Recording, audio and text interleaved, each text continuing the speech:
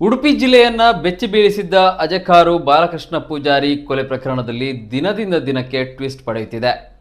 ಈ ನಡುವೆ ಕೊಲೆ ಪ್ರಕರಣಕ್ಕೆ ಸಂಬಂಧಿಸಿ ಮರಣೋತ್ತರ ಪರೀಕ್ಷೆ ವರದಿ ಪೊಲೀಸರ ಕೈ ಸೇರಿದ್ದು, ವರದಿಯಲ್ಲಿ ಉಸಿರುಗಟ್ಟಿ ಸಾವನ್ನಪ್ಪಿರುವ ಬಗ್ಗೆ ಉಲ್ಲೇಖವಾಗಿದೆ. ಅಲ್ಲದೆ ತಂಗಿ ಪ್ರತಿಮಾ ನನಗೂ ವಿಷ ಹಾಕಿರುವ ಸಾಧ್ಯತೆ ಇದೆ ಎಂದು ಆರೋಪಿ ಪ್ರತಿಮಾ ಸಹೋದರ ಸಂದೀಪ್ ಗಂಭೀರ ಆರೋಪ ಮಾಡಿದ್ದಾರೆ. ಅಜಕಾರು ನಿವಾಸಿ ಬಾಲಕೃಷ್ಣ ಪೂಜಾರಿಯನ್ನ ಆತನ ಪತ್ನಿ ಪ್ರತಿಮಾ ಹಾಗೂ ಪ್ರಿಯಕರ ಕಾರ್ಕಳದ ದಿಲೀಪ್ ಹೆಗಡೆ ಸೇರಿಕೊಂಡು ಹತ್ಯೆಗೈದಿರುವುದಾಗಿ ಪೊಲೀಸ್ ತನಿಖೆಯಿಂದ ತಿಳಿದು ಬಂದಿದ್ದು, ಅವರಿಬ್ಬರ ಬಂಧನವಾಗಿದೆ. ಸಾವಿನ ಬಗ್ಗೆ ಸಂಶಯ ವ್ಯಕ್ತಪಡಿಸಿ ಮೃತರ ತಂದೆ ಸಂಜೀವ ಪೂಜಾರಿ ಹಾಗೂ ಪತ್ನಿ ಪ್ರತಿಮಾಳ ಸಹೋದರ ಸಂದೀಪ್ ಪೂಜಾರಿ ದೂರು ನೀಡಿದ್ದರು. ಪೊಲೀಸರು ವಿವಿಧ ಆಯಾಮಗಳಲ್ಲಿ ತನಿಖೆ ನಡೆಸಿ ಆರೋಪಿಗಳನ್ನು ಬಂಧಿಸಿದ್ದರು. ಉಸಿರುಗಟ್ಟಿ ಸಾವು ಸಂಭವಿಸಿರುವುದು, ಮುಖದಲ್ಲಿ ಗಾಯದ ಗುರುತು ಮೂಡಿರುವ ಬಗ್ಗೆ ವರದಿಯಲ್ಲಿ ಉಲ್ಲೇಖವಾಗಿದೆ ಎಂದು ಮೂಲಗಳಿಂದ ತಿಳಿದು ಬಂದಿದೆ. ಪೊಲೀಸ್ ತನಿಖೆ ಮತ್ತಷ್ಟು ಚುರುಕುಗೊಂಡಿದೆ. ಮೊಬೈಲ್ ಸಂಭಾಷಣೆ, ಕರೆ ಮಾಡಿದ ವಿವರ, ನೆಟ್ವರ್ಕ್ ಮಾಹಿತಿ, ಸಿಸಿಟಿವಿ ಬಗ್ಗೆ ಪೊಲೀಸರಿಂದ ತಾಂತ್ರಿಕ ತನಿಖೆ ವೇಗ ಪಡೆದುಕೊಂಡಿದೆ. ಈ ನಡುವೆ ಈ ಪ್ರಕರಣದಲ್ಲಿ ಮತ್ತೊಂದು ಆರೋಪಿ ಪ್ರತಿಮಾ ವಿರುದ್ಧ ಸ್ವತಃ ಸಹೋದರನೇ ಗಂಭೀರ ಆರೋಪ ಮಾಡಿದ್ದಾರೆ. ತನ್ನ ಅನೈತಿಕ ಸಂಬಂಧದ ಬಗ್ಗೆ ತಿಳಿದಿದ್ದ ತನಗೂ ಆಹಾರದಲ್ಲಿ ವಿಷ ಬೆರೆಸಿ ನೀಡಿರುವ ಸಂಶಯ ನನಗಿದೆ ಎಂದು ಪ್ರತಿಮಾರ ಸಹೋದರ ಸಂದೀಪ್ ಆರೋಪಿಸಿದ್ದಾರೆ. ಕಳೆದ ಕೆಲವು ದಿನಗಳಿಂದ ನಾನು ವಿವಿಧ ಸಮಸ್ಯೆಗಳಿಂದ ಬಳಲುತ್ತಿದ್ದೇನೆ. 1 ತಿಂಗಳಿನಿಂದ ನರ ಸಮಸ್ಯೆ ಇದೆ. ಕುತ್ತಿಗೆ, ಕಾಲಿನಲ್ಲಿ ನರದ ಸಮಸ್ಯೆ ಕಾಣಿಸಿಕೊಂಡಿದೆ.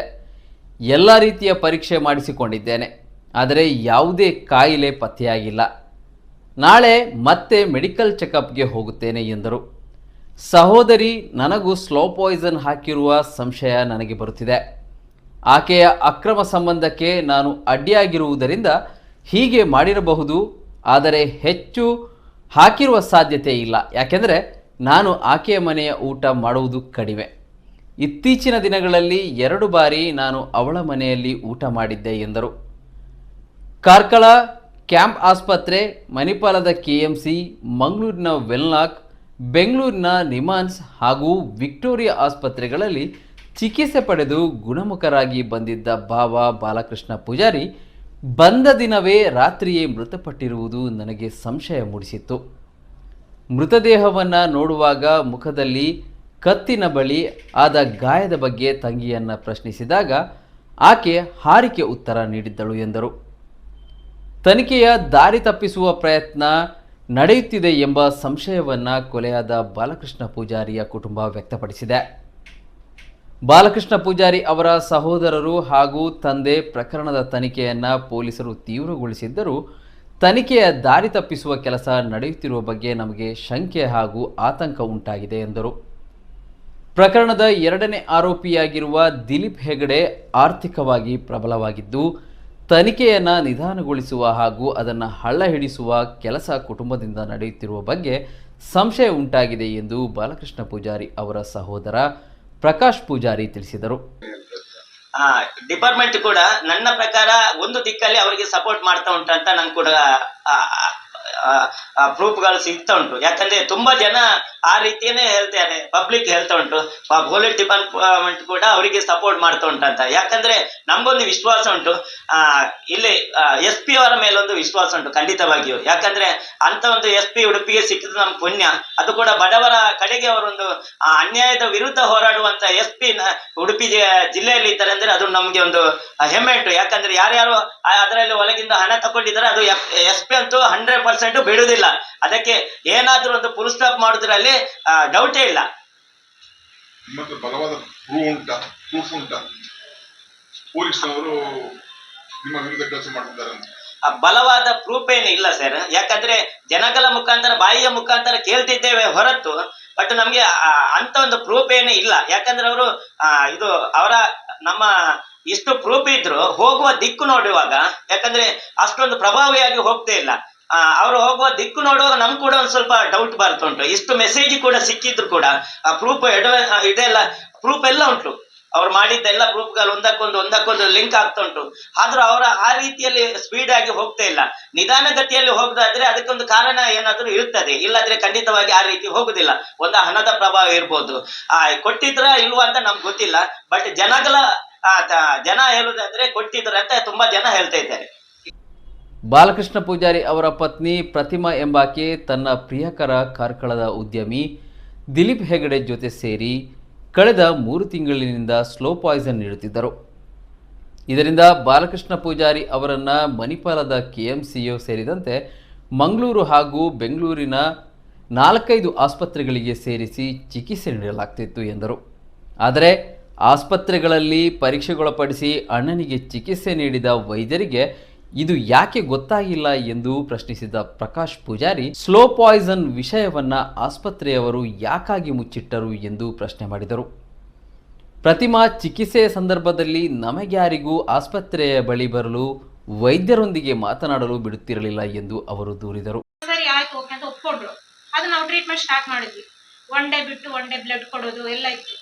ಆ ಟೈಮಲ್ಲಿ ನನಗೆ ಒಂದು 2 ಸಲ ಕೇಳಿದ್ರು, ನನ್ಗೆ ಇವ್ರನ್ನ ಎಷ್ಟು ಬೇಗ ಡಿಸ್ಚಾರ್ಜ್ ಮಾಡ್ತಾರೆ ಅಂತ ಕೇಳಿದ್ರು. ನಾನು ಹೇಳ್ದೆ ಅವರು ರಿಕ್ವೈರ್ ಆಗದೆ ಅಷ್ಟು ಬೇಗ ಮಾಡೋಕ್ಕಾಗಲ್ಲ. ಯಾಕೆ ಅಂದರೆ ಇಲ್ಲ ನಂಗೆ ಹಾಸ್ಪಿಟ್ಲಲ್ಲಿ ಇರೋಕ್ಕಾಗ್ತಿಲ್ಲ ಜಾಸ್ತಿ ಟೈಮು, ಆ ಥರ ಈ ಥರ ಸ್ವಲ್ಪ ಹೇಳ್ತಾನೆ ಇದ್ರು ಅವಾಗ. ಬಟ್ ನನಗೆ ಇವ್ರದ್ದು ಆ ಥರ ಮೈಂಡಲ್ಲಿ ಇದೆಯಾ ಅಂತ ನಮಗೆ ಕ್ಲೂ ಯಾವತ್ತೂ ಸಿಕ್ಕಿಲ್ಲ. ಏನಕ್ಕೆ ಈ ಥರ ಹೇಳ್ತಾ ಇದ್ದಾರೆ ಅಂತ ಯಾವ ಕಾರಣಕ್ಕೂ ನಮ್ಗೆ ಕ್ಲೂ ಸಿಕ್ಕಿಲ್ಲ. ಆಮೇಲೆ ಲಾಸ್ಟ್ ಅವ್ರದ್ದು ಟ್ರೀಟ್ಮೆಂಟ್ ಎಲ್ಲ ಫ್ರೈಡೆ ಟ್ರೀಟ್ಮೆಂಟ್ ಮುಗೀತು. ಈವ್ನಿಂಗು ಒಂದು 7 o'clock ಆಗ್ಬೋದು ಡಿಸ್ಚಾರ್ಜ್ ಆಗಿದೆ ಅಂತ ಹೇಳಿದ್ರು ಹಾಸ್ಪಿಟ್ಲಲ್ಲಿ. ಅದಕ್ಕೆ ನಾನು ಅದೇ ನೈಟ್ ನಾನು ಇಲ್ಲಿಂದ ಜರ್ನಿ ಮಾಡಿ ಕಳಿಸಲ್ಲ, ನಾನು ಮಾರ್ನಿಂಗ್ ಕಳಿಸ್ತೀನಿ ಅಂದೆ. ಇಲ್ಲ ನಮಗೆ ನೈಟ್ ಆದರೂ ಪರವಾಗಿಲ್ಲ, ಇಮಿಡಿಯೇಟ್ ನಾನು ಇವತ್ತೇ ಹೋಗೋಣ, ಇವತ್ತೇ ಕಳಿಸ್ಬಿಡಿ, ಎಲ್ಲ ಕ್ಲಿಯರ್ ಮಾಡೋಣ ಅಂತ ಅಂದರು. ನಾನು ಆದರೂ ಅಣ್ಣನಿಗೂ ಅಂದೆ ನಾನು ಕಳಿಸ್ಕೊಡಲ್ಲ, ನಾಳೆ ಬೆಳಿಗ್ಗೆ ಡಿಸ್ಚಾರ್ಜ್ ಮಾಡಿಬಿಟ್ಟು ಮಾರ್ನಿಂಗ್ ನೀವು ಡೇ ಜರ್ನಿ ಮಾಡಿ ಅಂತ ಹೇಳಿದೆ. ಮತ್ತು ಅಣ್ಣನೂ ಒಪ್ಕೊಂಡ. ಲಾಸ್ಟ್ ಅಣ್ಣ ಒಪ್ಕೊಂಡಿದ್ಮೇಲೆ ಇವಳು ನಮ್ಮ ಅದಕ್ಕೆ ಹಾಂ ಅಂದು. ಮತ್ತು ನೆಕ್ಸ್ಟ್ ಡೇ 9 o'clock ಹೋಗ್ಬಿಟ್ಟು ಡಾಕ್ಟರ್ ಬಂದಾಗಲೂ ನಾನು ಇದ್ದೆ ಅಲ್ಲೇ. ಎಲ್ಲ ಒಂದು ಏನೇ ಒಂದು ಪ್ರಾಬ್ಲಮ್ ಏನಾದರೂ ಇದೆಯಾ ಅಂತ ಕೇಳಿದ್ರೆ ಯಾವ ಪ್ರಾಬ್ಲಮ್ ಇರಲಿಲ್ಲ, ಎಲ್ಲ ಕ್ಲಿಯರ್ ಆಗಿತ್ತು. ಲಿವರ್ ಇನ್ಫೆಕ್ಷನ್ ಆಗಿರೋದು ಕ್ಲಿಯರ್ ಆಗಿತ್ತು, ಮತ್ತು ಬ್ಲಡ್ ಇದರಲ್ಲಿ ಏನೂ ಪ್ರಾಬ್ಲಮ್ ಇಲ್ಲ. ಎಲ್ಲ ನಾವು ನ್ಯೂ ಬ್ಲಡ್ ಕೊಟ್ಟು ಹೊಸ ಬ್ಲಡ್ ಕೊಟ್ಬಿಟ್ಟಿದ್ದೀವಿ. ಎಲ್ಲ ಅವ್ರ ಬ್ಲಡ್ಡೆಲ್ಲ ರಿಮೂವ್ ಮಾಡಿದ್ದೀವಿ. ಬ್ಲಡ್ ಎಲ್ಲ ಅವ್ರದ್ದು ಕೆಟ್ಟೋಗಿತ್ತು ಫುಲ್ಲು, ಅಂದರೆ ಸ್ಲೋ ಪಾಯ್ಸನ್ ಹಾಕಿರೋ ಮೂಲಕನೇ ಆಗಿರಬೇಕು ಮೇಬಿ. ಅದಕ್ಕೋಸ್ಕರ ಎಲ್ಲ ಕ್ಲಿಯರ್ ಮಾಡಿದ್ಮೇಲೆ ನಾನೊಂದು 12 o'clock ಅವ್ರನ್ನ ಡಿಸ್ಚಾರ್ಜ್ ಮಾಡಿಸ್ತೀನಿ. ಆ್ಯಂಬುಲೆನ್ಸಲ್ಲೇ ಕಳಿಸ್ಕೊಟ್ಟೆ ಅಲ್ಲಿಂದಾನೆ. ಅದಕ್ಕೆ ನಮ್ಮ ಅಣ್ಣ ಅಂದರು ನಾನು ಕಾರಲ್ಲಿ ಹೋಗ್ತೀನಿ, ನೀನು ಕಾರೇ ಬುಕ್ ಮಾಡು ಪರವಾಗಿಲ್ಲ ಅಂತಂದು. ಇಲ್ಲ ನಾನು ಕಾರಲ್ಲಿ ಬೇಡ, ನೀನು ಮಲ್ಕೊಂಡು ಇದರಲ್ಲಿ ಆ್ಯಂಬುಲೆನ್ಸಲ್ಲೇ ಹೋಗು, ನೀನು ಸೇಫಾಗಿ ರೀಚ್ ಆಗು ಫಸ್ಟು ಅಂತ ಅಂದೆ. ಆಮೇಲೆ 12 o'clock ಇಲ್ಲಿಂದ 12:30 ಹೊರಟಿದ್ದಾರೆ. ನೈಟ್ ನಾನು ಕಾಂಟ್ಯಾಕ್ಟಲ್ಲೇ ಇದ್ದೆ, ಆವಾಗ ಎಲ್ಲಿದ್ದೀರಾ ಅಂತ ನೋಡೋದು. ಲಾಸ್ಟಿಗೆ ಒಂದು 10:30 ಕಾಲ್ ಮಾಡಿದ್ರು, ಅತ್ತಿಗೆ ಬಂದಿದ್ದೀವಿ, ರೀಚ್ ಆದ್ವಿ ಅಪ್ಪ ಮನೆಗೆ ಅಂತ. ಸರಿ ಅಂತ ನಾನಿಂದ ಅವ್ನಿಗೆ ಸ್ನಾನ ಎಲ್ಲ ಆಗಬೇಕಿತ್ತಲ್ಲ, ಸ್ನಾನ ಎಲ್ಲ ಮಾಡಿಸಿ ಮತ್ತೆಲ್ಲ ಫ್ಯಾಮಿಲಿ ಹೋಗ್ತಾರಲ್ವ ಮಾತಾಡೋಕ್ಕೆಲ್ಲ ಅಂತ ಅಂದ್ಬಿಟ್ಟು ಸುಮ್ಮನಾಗ್ಬಿಟ್ಟೆ. ಅದೇ ಲಾಸ್ಟ್. ಅದಾದ್ಮೇಲೆ ನನಗೆ ಮಾರ್ನಿಂಗ್ ಕಾಲ್ ಬಂದಿರೋದು, ಡೆತ್ ಆಗಿರೋದು. ಮಾರ್ನಿಂಗ್ ಕಾಲ್ ಬಂತು ಊರಿಂದ ನನಗೆ ಬ್ಯಾಂಗ್ಳೂರಿಗೆ. ನಾನು ಅಲ್ಲೇ ಇದ್ದೆ, ಅವ್ರನ್ನ ಕಳಿಸ್ಕೊಟ್ಟು ನಾನು ಅಲ್ಲೇ ಇದ್ದೆ. ಆಮೇಲೆ ಈ ಥರ ಡೆತ್ ಆಯಿತು ಅಂತ ಬಂತು. ಆವಾಗ ನನಗೆ ಯಾಕೋ ಫುಲ್ಲು ಡೌಟ್ ಆಯಿತು. ನಾನು ಇಮಿಡಿಯೇಟ್ಲಿ ಅಣ್ಣ ಅವ್ರಿಗೆ ಮತ್ತು ಅವ್ರ ಅಣ್ಣಗೆಲ್ಲ ಕಾಲ್ ಮಾಡಿದೆ. ಅವ್ರ ಬಾಡಿ ತೆಗಿಯೋದು ಬೇಡ, ನಾನು ಇಮಿಡಿಯೇಟ್ಲಿ ಹೊರಡ್ತೀನಿ ಇವಾಗಲೇ ಅಂತ ಹೇಳಿದೆ. ನಾನು ಬಾಡಿ ತೆಗಿಯೋದು ಬೇಡ ಅಂತ ಇವ್ರ ಹತ್ರನೂ ಹೇಳಿದ್ದೀನಿ, ಅವ್ರ ಅಣ್ಣಂಗೆಲ್ಲ ಹೇಳಿದ್ದೀನಿ. ಸರಿ ಆಯಿತು ನಾವು ವಯಸ್ಸಲ್ಲಿ ಇರ್ತೀವಿ ಬನ್ನಿ ಅಂತ ನಾನು ಇಮಿಡಿಯೇಟ್ಲಿ ಹೊರಟೆ ನೆಕ್ಸ್ಟ್ ಡೇನೆ. ಹೊರಟ್ಬಿಟ್ಟು ಅಲ್ಲಿ ಹೋಗೋಷ್ಟರಲ್ಲಿ ಅವರು ಏನು ನಾರ್ಮಲ್ ಇದ್ರು, ಅಂದರೆ ಯಾವ ಥರ ಫೀಲಿಂಗ್ಸು ಯಾವುದು ಇರಲಿಲ್ಲ. ಕೇಳಿದ್ದಕ್ಕೆ ನಾನು ಏನಾಯ್ತು ಅಂತ ಕೇಳಿದೆ. ಆಗ ಇಲ್ಲ ನಾನು ನೀರು ಕೊಟ್ಟೆ, ಮಲ್ಗದಲ್ಲಿ ನೀರು ಕೊಟ್ಟೆ, ನನಗೆ ಅವ್ರನ್ನ ಎತ್ತಕ್ಕಾಗಿಲ್ಲ, ಎತ್ಬಿಟ್ಟು ನೀರು ಕೊಡೋಕ್ಕಾಗಿಲ್ಲ, ಹಾಗೆ ಮಲ್ಗದೆಲ್ಲ ನಾನು ನೀರು ಕೊಟ್ಟೆ ಅಂತಂದ್ರೆ. ನಾನು ಅದಕ್ಕೆ ಅಂದರೆ ಯಾವತ್ತೂ ನಾವು ಹಾಸ್ಪಿಟ್ಲ್ ಹಂಗೆ ಕೊಟ್ಟಿಲ್ಲ, ಒಂದು ದಿವಸಕ್ಕೆ ನಾವು ಆ ಥರ ಹಂಗೆ ಹಾಕಿ ನೀರೇ ಕೊಟ್ಟಿಲ್ಲ ಅಲ್ವಾ. ಬಿಸ್ಬಿಟ್ಟೆ ಕೊಡ್ತಾ ಇದ್ವಿ, ನೀವಾದರೂ ಅಷ್ಟೇ, ನಾನಾದರೂ ಅಷ್ಟೇ, ನಮ್ಮ ಅಮ್ಮ ಆದರೂ ಅಷ್ಟೇ, ಯಾವತ್ತಾದ್ರೂ ಹಂಗೆ ಕೊಟ್ಟಿಲ್ವಲ್ಲ ಅಂತಂದೆ. ಇಲ್ಲ ಯಾಕೋ ನನಗೆ ಇಲ್ಲಿ ಆಗಿಲ್ಲ, ನಿದ್ದೆಯಲ್ಲಿದ್ಬಿಟ್ಟು ಹಾಗೆ ಅವ್ರು ನೀರು ಕೇಳಿದ್ರು. ಅದು 4:30 ಅಂತ ಹೇಳಿದ್ರು. ಅದಾಗಿರೋದು 3 o'clockಗೆ, 4:30 ಅಂತ ಅಂದರು. ನಾನಾದರೂ ಅಂದೆ ನೀವು ಮಾಡಿರೋದು ತಪ್ಪಲ್ವಾ, ಆ ಥರ ನೀರು ಹಾಕ್ಬಿಟ್ಟು ಈ ಥರ ಆಯಿತು ಅಂದರೆ ಹೇಗೆ ಅಂತ ಕೇಳಿದೆ. ಆಮೇಲೆ ಇಲ್ಲ ಅವ್ರು ಅಷ್ಟೇ ಹೇಳ್ಬಿಟ್ಟು ಸೈಲೆಂಟ್ ಆದರು. ನಾನು ಮತ್ತೆಲ್ಲ ನನಗೆ ಡೌಟ್ ಇತ್ತು, ಆಲ್ಮೋಸ್ಟ್ ಎಲ್ಲರಿಗೂ ಡೌಟ್ ಬಂದುಬಿಟ್ಟೆ. ಇಮಿಡಿಯೇಟ್ಲಿ ಪೋಸ್ಟ್ ಮಾರ್ಟಮ್ ಮಾಡಬೇಕು ಅಂತ ಹೇಳಿದ್ಮೇಲೆ ನಮ್ಮ ಪರ್ಮಿಷನ್ ಎಲ್ಲ ತಗೊಂಡ್ರು, ನಾವೆಲ್ಲರೂ ಫ್ಯಾಮಿಲಿಯಲ್ಲಿ ಸರಿ ಅಂತ ಅಂದ್ವಿ. ಅದ್ರ ಮೇಲೆ ಈ ಥರ ತನಕ. ಈಗ ಹಾಸ್ಪಿಟಲ್ ಅಡ್ಮಿಟ್ ಮಾಡಬೇಕಾದ್ರೆ ಅವರು ನಿಮ್ಮ ಹತ್ರ ಹಿಂದಿನ ಡೀಟೇಲ್ಸ್ ಕೇಳ್ತಾರೆ, ನೀವು ಎಲ್ಲಿಂದ ಬಂದಿರೋದು, ಟ್ರೀಟ್ಮೆಂಟ್ ಡೀಟೇಲ್ಸ್ ಕೊಡಿ, ಡಿಸ್ಚಾರ್ಜ್ ನಂಬರ್ ಕೊಡಿ. ನಿಮ್ಮಲ್ಲಿ ಏನು ಕೇಳಿಲ್ವಾ ಹಾಗಾದ್ರೆ? ಎಲ್ಲಿ ನಿಮಾನ್ಸ್ ಅಲ್ಲ ವಿಕ್ಟೋರಿಯಾದಲ್ಲಿ ಬಂದು ನಿಮಾನ್ಸ್ದ ಎಲ್ಲ ಡೀಟೇಲ್ಸ್ ತಗೊಂಡ್ರು. ಮಣಿಪಾಲ ಫೈಲ್ ಎಲ್ಲ ನೋಡಿದ್ದಾರೆ, ಮಂಗಳೂರಿನ ಫೈಲ್ ನೋಡಿದ್ದಾರೆ.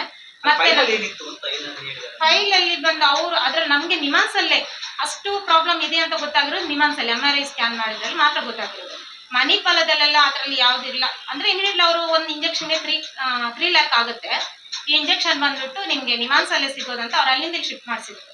ವೆಲ್ಲಕ್ಕೂ ಹೋಗಿ ಅಂದ್ರೆ ವೆಲ್ಲಕ್ಕಲ್ಲಿ ಇದಕ್ಕೆ ಆಗದೇ ಇಲ್ಲ ಅಂತ ಹೇಳಿದ್ದಾರೆ.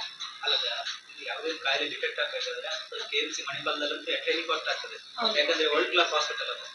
ಅಲ್ಲಿ ನನ್ನ ಪ್ರಕಾರ ಅಲ್ಲಿ ಆಗಿರತ್ತೆ ಸರ್. ಏನಂದ್ರೆ ಇವ್ರು ಅಲ್ಲಿ ಒಪ್ಕೊಂಡಿರಲ್ಲ, ಬೇಡ ಅಂತ ಇಮಿಡಿಯೇಟ್ಲಿ ಅಲ್ಲಿಂದ ಆಗಲ್ಲ ಅಂತ ಇವ್ರೇನೋ ಮಾಡಿರ್ತಾರೆ, ನಮ್ಮ ಅತ್ತಿಗೆ ಮಾಡಿರ್ಬೋದು. ವೆಲ್ಲಕ್ಕೆ ಹೋಗಿ ಅಂದಿದ್ದಾರೆ. ಅಲ್ಲಿನೂ ಅಷ್ಟೇ, ಅಲ್ಲಿ ಇವಾಗ ಅಲ್ಲೇನಾದ್ರೂ ಫ್ರೀ ಇರತ್ತಂತ ಅದು ನನಗೆ ಗೊತ್ತಿಲ್ಲ. ಅಲ್ಲಿ ಇಮಿಡಿಯೇಟ್ ಆಗಲ್ಲ ಅಂದಿದ್ದಕ್ಕೆ ನಿಮಾನ್ಸಕ್ಕೆ ಕಳಿಸಿದಾಗ್ಲೂ ಅವ್ರ ಬಾಯಲ್ಲಿ ಬಂದಿರೋದು ಒಂದೇ ಮಾತು, ನಾನು ಇವಾಗ ಅಲ್ಲಿ ಬಂದ ಮೇಲೆ ಏನಾದ್ರು ಆಗಿಲ್ಲ ಅಂದ್ರೆ ಏನ್ ಮಾಡೋಣ ಅನ್ನೋ ತರನೇ ಇತ್ತು. ಯಾಕಂದ್ರೆ ಇಲ್ಲಿ ಬಂದ್ಮೇಲೆ ಏನಾದ್ರು ಸರಿ ಹೋಗುತ್ತೆ, ಹುಷಾರಾಗ್ತಾರೆ ಅನ್ನೋ ಮೈಂಡ್ ಅಲ್ಲಿ ಇತ್ತನೋ ನನಗೆ ಗೊತ್ತಿಲ್ಲ. ಇವಾಗ ವಿಕ್ಟೋರಿಯಾ ಬಂದು ಫೈನಲ್ ಸ್ಟೇಜ್ ಹಾಸ್ಪಿಟಲ್, ಒಂದಲ್ಲಿ ರಿಪೇರ್ ಆಗ್ಬೇಕು, ಇಲ್ಲ ಏನೋ ಡೆತ್ ಆಗತ್ತೆ, ಅಷ್ಟು ಬಿಟ್ರೆ ಅಲ್ಲಿ ಅದಕ್ಕಂತಾನೆ ಅವ್ರನ್ನ ಕಳ್ಸಿದ್ದಾರೆ. ನಾನು ಅಷ್ಟು ಧೈರ್ಯದಲ್ಲೇ ಕರ್ಕೊಂಡು ಹೋದೆ, ಏನಾದ್ರೂ ಸರಿ ಹಿಂಗೋ ಅಂದ್ರೆ ಏನೋ ಒಂದು ಮಾಡ್ಬಿಟ್ಟು ಅವ್ರು ಹುಷಾರಾಗಿ ಮಾಡ್ಬೇಕು ಅಂತೇಳಿ ಕರ್ಕೊಂಡು ಹೋಗ್ಬೇಕು. ಬಟ್ ಅವ್ರಿಗೆ ಒಂದು 3 days ಆದ್ಮೇಲೆ ಫುಲ್ ಡೌಟ್ ಆಯ್ತು, ಈ ತರ ರಿಪೇರ್ ಆಗ್ತಾ ಇದಾರಂತ. ಮತ್ತೆ ಇನ್ನೊಂದವರು ನಾನಿದ್ದಾಗ ಫೋನಲ್ಲಿ ಯಾರ ಹತ್ರ ಅಷ್ಟೊಂದು ಮಾತಾಡ್ತಾ ಇರ್ಲಿಲ್ಲ, ಫ್ಯಾಮಿಲಿ ಅವ್ರ ಹತ್ರ ಮಾತಾಡ್ತಾ ಇದ್ರು. ಮತ್ತೆ ನಮ್ಮ ಅಮ್ಮ ಅಲ್ಲಿ ಇದ್ದಾಗ ನಾನು ಇನ್ನೇ ಒಂದು ಸಂಜೆ ಒಂದು 6 o'clock ಮೇಲೆ ನಾನು ಮನೆಗೆ ಹೊರಡ್ತಾ ಇದ್ದೆ. ಅದಾದ್ಮೇಲೆಲ್ಲ ಫೋನಲ್ಲಿ ಈಚೆ ಬಂದ್ಬಿಟ್ಟು ಮಾತಾಡ್ತಿರ್ತಾರೆ ತುಂಬಾ ಟೈಮ್. ಇವರು ಅಲ್ಲ ಪ್ರಕರಣದಲ್ಲಿ 2ನೇ ಆರೋಪಿಯಾಗಿರುವ ದಿಲೀಪ್ ಹೆಗಡೆ ಕಾರ್ಕಳದ ಪ್ರತಿಷ್ಠಿತ ಉದ್ಯಮಿಯ ಮಗ. ಅವರಿಗೆ ಕಾರ್ಕಳ ಸೇರಿದಂತೆ ಹಲವು ಕಡೆಗಳಲ್ಲಿ ಬಾರ್ಗಳಿವೆ. ದಿಲೀಪ್ ತಂದೆ ಬೇರೆ ಬೇರೆ ಮಾಧ್ಯಮಗಳೊಂದಿಗೆ ಮಾತನಾಡಿ ತನ್ನ ಮಗ ನಿರಪರಾಧಿ ಎಂದು ಹೇಳಿದ್ದಾರೆ. ಕಾರ್ಕಳ ವೆಂಕಟರಮಣ ದೇವಸ್ಥಾನದಲ್ಲಿ ಮಗ ನಿರಪರಾಧಿಯಾಗಿ ಹೊರಬರಲಿ ಎಂದು ಆತನ ಹೆಸರಿನಲ್ಲಿ ಪೂಜೆಯನ್ನ ಮಾಡಿಸಿದ್ದಾರೆ. ಹೀಗಾಗಿ ಪೊಲೀಸ್ ಇಲಾಖೆಯ ಮೇಲೆ ದಿಲೀಪ್ ಕುಟುಂಬ ಪ್ರಭಾವ ಬೀರುವ ಆತಂಕ ನಮಗಿದೆ ಎಂದರು. ಪ್ರಕರಣದ ಕುರಿತು ತ್ವರಿತಗತಿಯಲ್ಲಿ ಸಮರ್ಪಕ ರೀತಿಯಲ್ಲಿ ತನಿಖೆ ನಡೆಯಬೇಕು ಎಂದು ನಾವು ಈಗಾಗಲೇ ಡಿವೈಎಸ್ಪಿ ಅವರಿಗೆ ಆಗ್ರಹ ಮಾಡಿದ್ದೇವೆ. ಈ ಬಗ್ಗೆ ತಂದೆ ಸಂಜೀವ ಪೂಜಾರಿ ಅವರೊಂದಿಗೆ ನಾವು ಜಿಲ್ಲಾ ಪೊಲೀಸ್ ವರಿಷ್ಠಾಧಿಕಾರಿಯವರಿಗೆ ಮನವಿಯೊಂದನ್ನು ಅರ್ಪಿಸಲಿದ್ದೇವೆ ಎಂದು ಪ್ರಕಾಶ್ ಪೂಜಾರಿ ತಿಳಿಸಿದರು. ಅವರು CC ಕ್ಯಾಮೆರಾ ಚೆಕ್ ಮಾಡ್ಲಿಲ್ಲ 100%. ಯಾಕಂದ್ರೆ ತುಂಬಾ ಕಡೆ ಉಂಟು. ನಮ್ಮ ಅಜಕ್ಕರ್ ಸೈಡ್ ಅಲ್ಲಿ ಅವರು ಬಂದಿದ್ದು ಕೂಡ ನೋಡುದಾದ್ರೆ ತುಂಬಾ ಮನೆಯಲ್ಲಿ ಕರೆಕ್ಟ್ ಆಗಿ ರೋಡ್ಗೆ ಬೀಳುವ ರೀತಿಯಲ್ಲೇ ಉಂಟು. ಚೆಕ್ ಮಾಡಿ ಯಾವ ರೀತಿ ಹಂಗಲಲ್ಲೂ ನೋಡುದಾದ್ರೂ ಅಲ್ಲಿ ಪ್ರೂಫ್ ಸಿಗುವ ರೀತಿಯಲ್ಲಿ ಉಂಟು.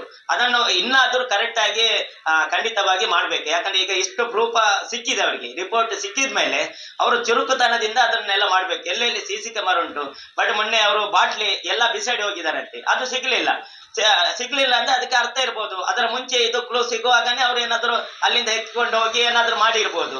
ಅದರ ಬಗ್ಗೆ ಸೀರಿಯಸ್ ತಕೊಂಡು, ಇಲ್ಲದೆ ಆ ಹುಡುಗ ದಿಲೀಪ್ನಿಗೆ ಒಂದು ದಿಲೀಪ್ನ ಬಗ್ಗೆ ಏನಾದ್ರು ಒಂದು ಬೇರೆ ರೀತಿಯಲ್ಲಿ ಟ್ರೀಟ್ಮೆಂಟ್ ಕೊಟ್ಟಾದ್ರೂ ಬಾಯಿ ಬಿಡಿಸ್ಬೇಕು. ಅದಕ್ಕೆ ಬಂಪರ್ ಪರೀಕ್ಷೆಗಾದ್ರೂ ಅವನನ್ನು ಕಲಿಸ್ಬೇಕು, ಆವಾಗ ಎಲ್ಲ ಹೊರಗೆ ಬರ್ತದೆ. ಬಂಪರ್ ಪರೀಕ್ಷೆಗೆ ಏನಾಗ ಅವನನ್ನು ಕಲಿಸದೆ ಈ ರೀತಿ ಮಾಡುದಾದ್ರೆ ಅವ ಎಲ್ಲಿಂದ ಬಾಯಿ ಬಿಡ್ತಾನೆ? ಯಾವುದಕ್ಕೂ ಅವ ರೆಸ್ಪಾನ್ಸ್ ಕೊಡುದಿಲ್ಲ.